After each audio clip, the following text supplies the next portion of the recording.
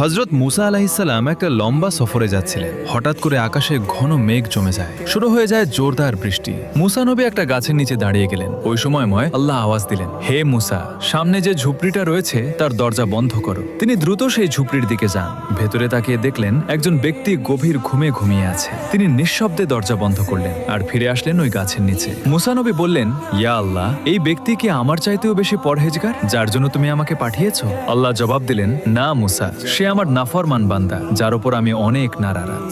মুসা নবী হতবাক হয়ে জিজ্ঞেস করলেন, তাহলে আপনি আমাকে কেন পাঠিয়েছেন? আল্লাহ বলেন, মুসা, যদি বৃষ্টির একটা ফোঁটাও তার শরীরে পড়তো তাহলে সে আমার নাম নিয়ে আমাকে ডাকতো, আর আমি আমার নামে লাজ রাখার জন্য তাকে ক্ষমা করে দিতাম।